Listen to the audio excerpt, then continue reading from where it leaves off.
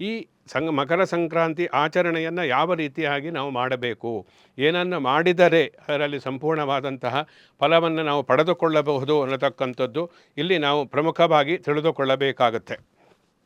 ಸ್ನಾನ ಪ್ರಮುಖವಾಗಿರ್ತಕ್ಕಂಥ, ನೀವು ಯಾವುದೇ ಪೂಜೆ ಪುನಸ್ಕಾರ ಏನು ಮಾಡಬೇಕಾದ್ರೂ ಮೊದಲು ಸ್ನಾನ ಮಾಡಬೇಕು. ಸ್ನಾನಕ್ಕೆ ನಮ್ಮಲ್ಲಿ ವಿಶೇಷವಾದಂತಹ ಮಹತ್ವ ಇದೆ. ಅದು ಯಾವುದೇ ಗ್ರಹಣ ಕಾಲ ಆಗಲಿ, ತೀರ್ಥಯಾತ್ರೆಯನ್ನು ಮಾಡಲಿ, ಇನ್ಯಾವುದೇ ಪಿತೃಕಾರ್ಯವನ್ನು ಮಾಡಲಿ, ಯಜ್ಞಯಾಗಾದಿಗಳನ್ನು ಮಾಡಲಿ, ಅದಕ್ಕೆ ಸ್ನಾನವೇ ಪ್ರಧಾನ. ನಾವು ಸ್ನಾನಕ್ಕೆ ಬಾತ್ ಅಂತ ಹೇಳಲ್ಲ, ಅದಕ್ಕೆ ತೀರ್ಥ ಸ್ನಾನ ಅಂಥೇಳಿ ನಾವು ಹೇಳ್ತೀವಿ.